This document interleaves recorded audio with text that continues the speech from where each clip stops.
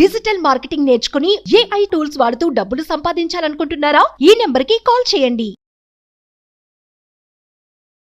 బాధిత మహిళ నక్షత్రతో పాటు అడ్వకేట్ పలక శ్రీరామూర్తి గారు కూడా మనతో పాటు ఉన్నారు. అయితే సుమన్ టీవీ తేజ ఎవరైతే బాధిత మహిళ నక్షత్ర తన భర్తకు చాలా వ్యసనాలు ఉన్నాయి, దానివల్లే తనను దూరం పెడుతున్నాడు, కొత్తగా ఎప్పటికప్పుడు వర్జిన్స్ కావాలి అంటున్నాడు, నేను సంసారానికి పనికిరాను అనేటటువంటి ఒక పదాలు, భార్యతో చెప్పలేనివి మాట్లాడలేనటువంటి పదాలు తను ఉపయోగిస్తున్నాడు. అలాగే నిన్న ఏదైతే మీడియా సపోర్ట్ అలాగే పోలీసులను కూడా వాళ్ళ ఆశ్రయించి వాళ్ళ సపోర్ట్ తీసుకొని వాళ్ళ అండర్లోనే తన భాగవతాన్ని బయట పెట్టాలి అనుకున్నాను. ఎందుకంటే తన గురించి చాలా విషయాలు తెలుసుకోవడమే కాదు, ప్రత్యక్షంగా చూసి నేను ఇంకా ఎక్స్ అయిపోయాను కాబట్టి ఖచ్చితంగా ఇలాంటి భర్తని వీధికి ఏడ్చడమే కాదు, ఇలాంటి వాళ్ళు సమాజానికి చాలా హాని అని చెప్పే ప్రయత్నమే నేను చేస్తున్నాను.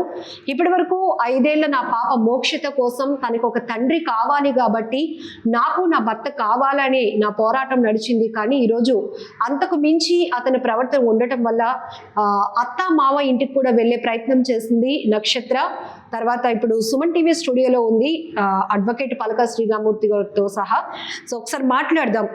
నక్షత్ర, చెప్పండి, మీ హస్బెండ్ సుమన్ టీవీకి కాల్ చేశారు, తను ఏదేదో చెప్తా ఉంది, దాంట్లో వాస్తవాలు లేవు. 4 ఏళ్ల క్రితమే తను నాకు దూరం అయినప్పుడు నేను తన పైన ఎట్లా దాడి చేశాను అని అడుగుతున్నారు. సెకండ్ థింగ్, నన్ను నా భార్యని కలవకుండా బ్లాక్ చేసింది వాళ్ళ ఫ్యామిలీ, ఇలాంటివన్నీ కూడా చెప్తా ఉన్నారు. సో ఇదంతా ఎందుకు నడుస్తోంది? మీరు చెప్తుంది వాస్తవమేనా? మీరు అత్తగారి ఇంటికి కూడా వెళ్ళారు, అక్కడి నుంచి వచ్చిన సపోర్ట్ ఏంటి? మేడం, తను ఎన్ని ఎలిగేషన్స్ అయినా చేయనివ్వండి, 4 years అంటున్నాడు, అదే అక్కడే రాంగ్. 2021 మేడం, 2021 మేలో తన గురించి నాకు తెలిసింది. ఇది ఇంకా 24 ఎంటర్ అయ్యింది. సో 3.5 years మేము దూరం అయ్యి, ఇప్పుడు తను చేస్తున్న ఎలిగేషన్స్ ఫ్యామిలీ దూరం చేసింది అని. ఎవరికెళ్ళి ఉంటుంది? మా పేరెంట్స్ అంటారు, నువ్వు నీ హస్బెండ్తో ఉండి చక్కగా మీ ఫ్యామిలీ ఉంటే మేము ఎంత ఆనందించే వాళ్ళమని. ఏ ఫ్యామిలీ అని అలాగే కోరుకుంటుంది కదా మేడం. పెళ్లి చేసి ఇంత కట్నాలు ఇచ్చుకొని ఇంత గ్రాండ్గా పెళ్లిళ్ళు చేసుకొని ముగ్గురితో విడిపోమన్నా ఏ ఫ్యామిలీ అయినా కోరుకుంటుంది? లేదా వాళ్ళకి ఏమైనా సరదానా? నన్ను ఇంట్లో తెచ్చిపెట్టుకొని అందరు క్వశ్చన్ చేస్తారు, మీ అమ్మాయి ఇంట్లో ఉందేంటి అని. వాళ్ళకి సరదానా మేడం? ఇప్పుడు నిన్నటి నుంచి కూడా మీ మదర్ మీతో పాటు ఉంటూ నా కూతురు కాపురాన్ని చక్కదిద్దాలి, నా అల్లుడిని నా కూతురుకి అప్పగించాలని ఒక ప్రయత్నంలో భాగంగా ఆమె హెల్త్ సహకరించకపోయినా కూడా నిన్న మీతో పాటు మీ అమ్మాయిని కూడా తీసుకొని అక్కడికి వెళ్ళడం జరిగింది. ఇప్పుడు తను ఎవరైతే తేజ మీ భర్త కేవలం వాళ్ళ మదర్ మాత్రమే విడగొట్టే ప్రయత్నం చేస్తోంది, ఇద్దరిని కలవనివ్వటం లేదు.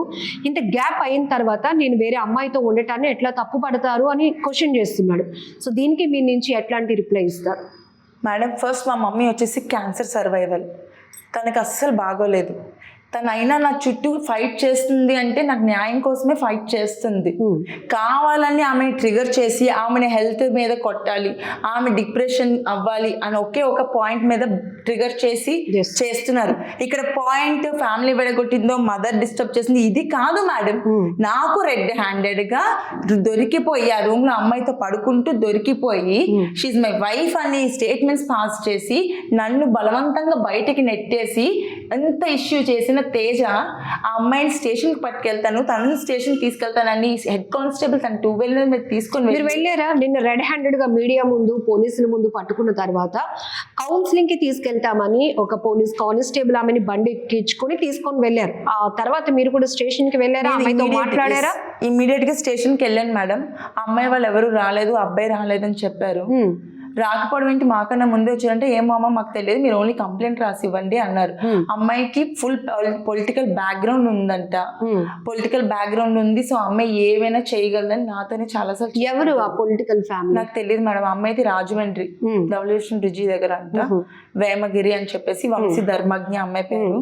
సో అమ్మాయి బ్యాక్గ్రౌండ్ అయితే పొలిటికల్ బ్యాక్గ్రౌండ్ అంట. సో తన జోలికి కానీ తన మీడియా కానీ పోలీసులు కానీ టచ్ చేయలేరని చెప్తున్నారు. సో ఆ అమ్మాయి ఎక్కడికి వెళ్ళిందో, మీ హస్బెండ్ ఎక్కడికి వెళ్ళాడో మీకు తెలియలేనప్పుడు నిన్న అంత ఇష్యూ జరిగిన తర్వాత మీరు స్టేషన్కి వెళ్ళారా? కంప్లైంట్ కూడా ఇచ్చే ప్రయత్నం జరిగిందా? వెళ్ళాను. ఎక్కడికి వెళ్ళారు? 3 Town పోలీస్ స్టేషన్కి వెళ్ళాను. సిఎస్ఆర్ మాట్లాడారు, వాళ్ళు రాలేదు, వాళ్ళని తీసుకొస్తామని చెప్పేసి అన్నారు నాతోని. కానీ మాకన్నా ముందు బయలుదేరిన వాళ్ళు స్టేషన్కి వెళ్ళకుండా మధ్యలో ఎందుకు ఎస్కేప్ చేయించారు మేడం? పోనీ తను రాలేదు, ఈ అబ్బాయి రావాలి కదా మేడం ఖచ్చితంగా, తను రాలేదు, ఇద్దరిని వదిలేశారు. అంటే చట్టం తీసుకుందాం మేడం. పోనీ ఇవన్నీ కాదు మేడం, ఆ అమ్మాయితో ఉన్నాడు, దొరికిపోయాడు, అవన్నీ ఒక పక్కన పెడితే హిందూ సాంప్రదాయబద్ధంగా మేము చేసుకుంది పెద్దవాళ్ళ మధ్యన మాకు పెళ్ళి అయింది మేడం. మరి మా పెళ్ళికి వాల్యూ లేదా మేడం? ఆయన అంటున్నాడు 4 సంవత్సరాలు లేదు కాబట్టి ఇంకో దాన్ని తెచ్చుకున్నాను, అంత క్లారిటీగా చెప్తున్నాడు.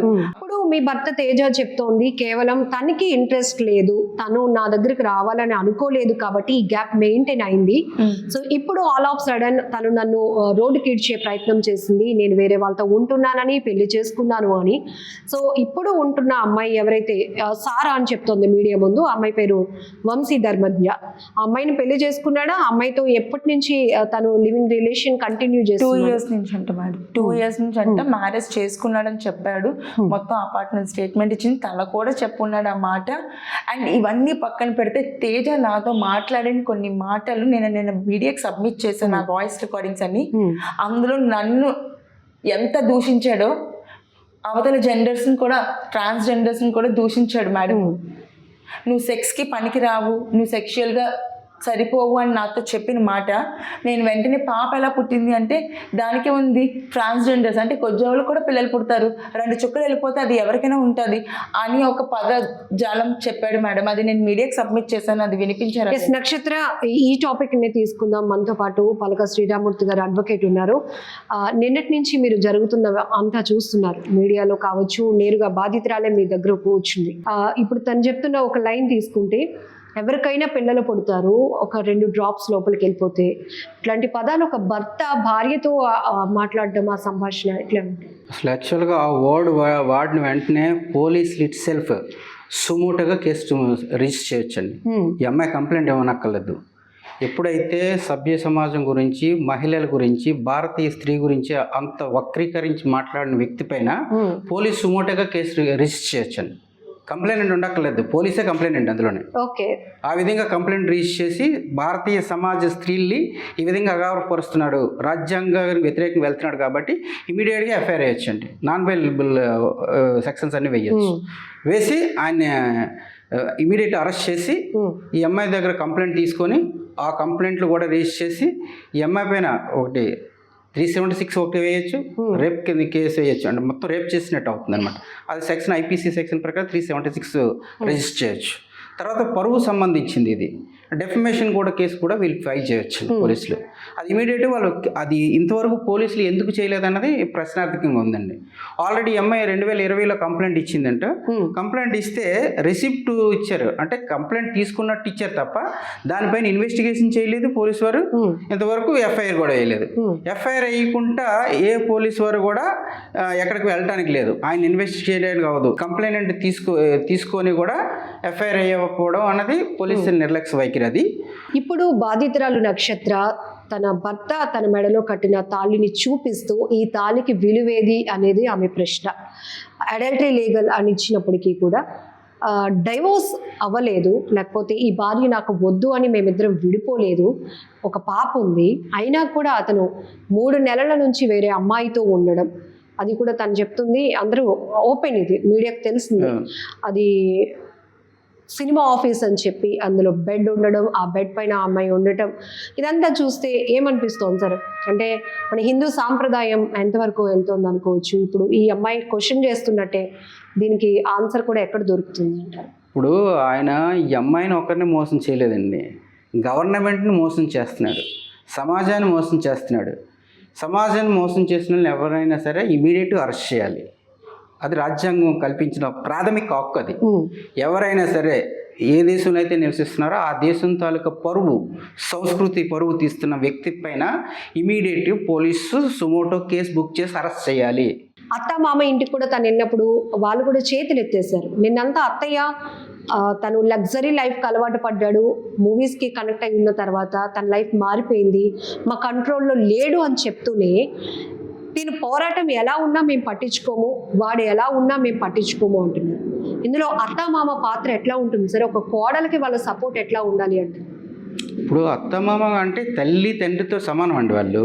సో వాళ్ళకి కూడా వాళ్ళ కొడుకుని ఎలాగైతే చూసుకుంటున్నారో కోడళ్ళు కూడా అలా చూడవలసిన బాధ్యత వాళ్ళ పైన ఉంది. బాధ్యత అది. వాళ్ళు ఆ ప్రామిస్ చేసే కదా తీసుకొస్తారు. ఈ అమ్మాయి కూడా ఎందుకు వస్తుంది, ఒక నమ్మకంతో వస్తుంది. ఆ విధంగా వచ్చిన వ్యక్తికి ఆ నమ్మకం పోయే విధంగా చేశారు ఇప్పుడు వీళ్ళు. కావున ఫస్ట్ ఎవరైతే విక్టిమ్ ఎవరైతే ఉన్నారో, ఎవరైతే ఈ అక్యూజ్డ్ ఉన్నాడో అక్యూజ్ని అరెస్ట్ చేయాలి. ఆయనకి సపోర్ట్ చేస్తారు, ఇండైరెక్ట్గా సపోర్ట్ చేస్తారు ఆ తల్లిదండ్రులు ఇక్కడ మీరు చెప్పిన ప్రశ్న ప్రకారం. ఎందుకంటే వాడు ఏమైపోయినా మాకు సంబంధం లేదంటున్నారు. మరి అలాంటప్పుడు మీ కొడుకుని ఎందుకు అంటున్నారు, ఆయన్ని కట్నం ఎందుకు తీసుకున్నారు మీరు? ఒక సినిమాలో తన భర్త నటించిన క్యారెక్టర్ ఏదైతే ఉందో అది సినిమా, అది నటన. కానీ రియల్ లైఫ్లో తన ప్రవర్తన, తన నిజ స్వరూపం ఇదే అంటోంది ఈమె.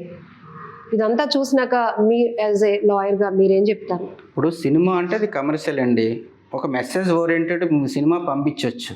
కానీ ఆ సినిమా చేసాం కదని చెప్పేసి అదే బయట కూడా చేయడం అన్నది సార్ ఇప్పుడు అదే సినిమాలోని లాస్ట్లో ఒక ఇందాక మెసేజ్ ఉంటుంది ఒకటి, ఇలాంటి ఇల్లీగల్ అఫైర్స్ వల్ల కుటుంబాలు రోడ్డును పడుతున్నాయి, సో అలాంటి వాటికి వెళ్ళకండి, ఆ క్షణిక సుఖం కోసం మీరు ఇలాంటి జీవితాలు నాశనం చేసి ఆడపిల్లల్ని మీ పిల్లల్ని రోడ్డును పడేయకండి అని. అదే సినిమాలో స్టార్టింగ్లోని హీరోయిన్ ఇది తప్పు అంటే సుప్రీంకోర్టే అడల్టరీ లీగల్ అని చెప్పింది. నీ భర్త ఉంటే నీకేంటి, అడల్టరీ లీగల్ అన్నప్పుడు నీ ఇష్టపూర్వకంగా నాకు ఇష్టంగా ఉంటే మన ఇద్దరం వెళ్ళి కలవచ్చు అని ఒక డైలాగ్ ఉంటుంది. ఆ డైలాగ్ సారాంశం ఏంటి సార్, సమాజానికి ఏమని చెప్పాలనుకుంటున్నారు? హీరోయే చెప్తాడు హీరోయిన్కి, అంటే మా హస్బెండే ఆ డైలాగ్ని కన్వే చేస్తాడు హీరోయిన్కి సినిమా. అంటే ఆ డైలాగ్ సమాజానికి ఏ రకంగా కన్వే అవుతుంది సార్? ఇది గుడ్డా అంటే భర్త బయట ఆఫీస్కి వెళ్తే భార్యను ఇంకోటి తెచ్చుకోమన్నా, లేదా భార్య వేరే దగ్గరికి వెళ్తే భర్త ఇంకో దాన్ని ఉంచుకోమన్నా? సుప్రీంకోర్టు అడల్టరీ లీగల్ అనేది ఆ సినిమాలో డైలాగ్ ఉంది, మీకు చూపిస్తాను ఏ ప్రకారంగా ఉందా డైలాగ్, నాకు కావాలి సార్. ఇక్కడ సినిమాలో పెట్టింది వేరు, రియల్ లైఫ్లోకి వచ్చేటప్పుడు వేరే అవుతుందమ్మా. దాన్ని సుప్రీంకోర్టుని ఇంప్లిమెంట్ చేయకూడదు. సుప్రీంకోర్టులో ఎప్పుడైనా కూడా ఏ జడ్జిమెంట్ ఇచ్చినా కూడా అత్యున్నత న్యాయస్థానం అది భారతదేశానికి. అక్కడ అపర మేధావులు ఉంటారు, సమాజాన్ని చదివిన వాళ్ళు ఉంటారు, చట్టాలన్నీ చదివిన వాళ్ళు ఉంటారు. అందులో ఒక్కరు ఇచ్చారు, అందులోని 3 జడ్జెస్ ఉంటారు, 5 జడ్జెస్ ఉంటారు, 7 ఉంటారు. కాన్స్టిట్యూషనల్ మ్యాటర్ ఇది, 17 మంది జడ్జెస్ ఉంటారు ఇక్కడ. ఫస్ట్ మీరు వెళ్ళి పోలీస్ స్టేషన్లో కంప్లైంట్ ఇవ్వండి అమ్మా. మీ దగ్గర ఉన్న ఎవిడెన్స్ ఏవైతే ఉన్నాయో, ఆయన యూజ్ చేశాడు వర్డ్ ఒకటి, ఆ పిల్ల నాకు పుట్టలేదు, 2 చుక్కలు పడితే పుట్టేసి ఉంటారు, అయితే ట్రాన్స్జెండర్ కన్నా పడతాయి డ్రాప్స్, లేదంటే ఈ వేరే మార్గంలో వస్తాయి, నాకు పుట్టారని గ్యారెంటీ లేదు అని అన్నమాట. అది డెఫమేషన్ వర్డ్ అనమాట. దానిపైన మీరు ఫస్ట్ కంప్లైంట్ ఇవ్వండి వెళ్ళి పోలీస్ స్టేషన్కి వెళ్ళి. పోలీస్ స్టేషన్లో ఎఫ్ఐఆర్ అవ్వకపోతే మీరు నా దగ్గర రండి, నేను కోర్టులో ప్రైవేట్ కంప్లైంట్ ఫైల్ చేస్తాను. మీరు నాకు ఏ విధమైన ఫీజు ఇవ్వక్కర్లేదు. ఇప్పుడు ఉన్న సిచ్యువేషన్లో ఎఫ్ఐఆర్ ఎంత టైంలో ఫైల్ అవ్వాలి అంటారు? విత్ ఇన్ 1 అవర్లో ఎఫ్ఐఆర్ వేసారండి. అయితే ఇప్పుడు వెళ్ళి వేయచ్చు అంటారు సార్? ఇప్పుడు మీరు వెళ్ళి కంప్లైంట్ ఇచ్చినట్టయితే ఇమీడియట్ 1 అవర్లో కంప్లైంట్ వేయాలి, ఎఫ్ఐఆర్ వేయాలి. సో ఫైనల్లీ నక్షత్ర, మీకు మీ ప్రాబ్లంకి ఒక సొల్యూషన్ తీసుకురావాలి. That is the main motto Suman TV. ఎందుకంటే ఇది డిస్కషన్ నడుస్తుంది, మీరు 4 మాటలు అంటారు, అతను నేను కూడా మాట్లాడతాను 6 మాటలు అంటున్నాడు, మళ్ళీ దానికి మీరు ఫైర్ అవుతున్నారు. ఇది కాదు. అందుకని మనం ఒక లీగల్ అడ్వైజర్ పలక శ్రీరామూర్తి గారిని కూడా తీసుకొని రావడం జరిగింది. అతను చేసిన తప్పిదాలు ఏంటి, మీరు చెప్తున్నటువంటి వాస్తవాల నుంచి మీకు సపోర్ట్గా నిలిచే అంశాలేంటి, ఇది మా మెయిన్ మోటో. సో అందుకే లాయర్ గారిని కూడా తీసుకురావడం జరిగింది. సో ఆయన చెప్తున్నట్టు ఎఫ్ఐఆర్ అనేది ఖచ్చితంగా ఫైల్ కావాలి. ఇప్పుడు కోర్టులో ఏదైతే కేసు నడుస్తోందో, నిన్న జరిగిన వ్యవహారానికి దానికి సంబంధం కూడా లేదు అని వెరీ క్లియర్గా చెప్పారు. సో ఇది నడుస్తోంది సార్. ఇంకొక పాయింట్ కూడా ఉందండి యాడ్ చేయవలసింది. ఫస్ట్ మీరు మెయింటెనెన్స్ వేయాలండి, మెయింటెనెన్స్ వేయాలి. మెయింటెనెన్స్ మీకు వేయాలి, పిల్లకి కూడా వేయాలి. నీకు న్యాయం ఎలా జరుగుతుందో అడ్వకేట్ గారు అడ్వైస్ చేశారు. నీకు న్యాయం జరగాలని అక్కడ లక్షలాది మంది కూడా కోరుకుంటున్నారు. ఫైనల్గా నక్షత్రం ఏం చెప్పాలి అనుకుంటున్నారు సుమన్ టీవీ నుండి?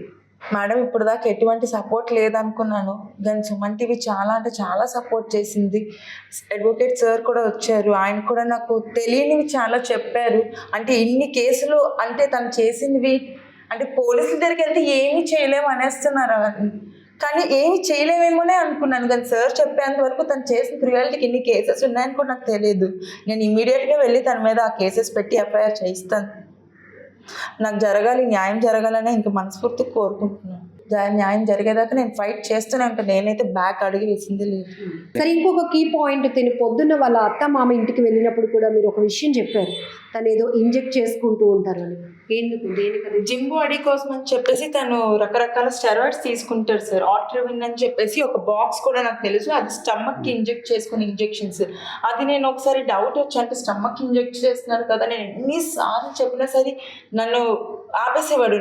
లేదు ఇది చాలా మంచిది అని చెప్పేవాడు సార్.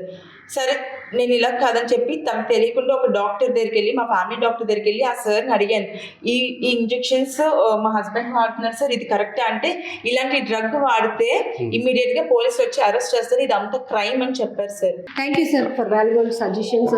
నక్షత్ర, మీకు పూర్తి స్థాయి న్యాయం జరగాలని మనస్ఫూర్తిగా సుమన్ టీవీ ప్రేక్షకులంతా కూడా కోరుకుంటున్నారు, మీకు సపోర్ట్ చేస్తున్నారు. God bless you.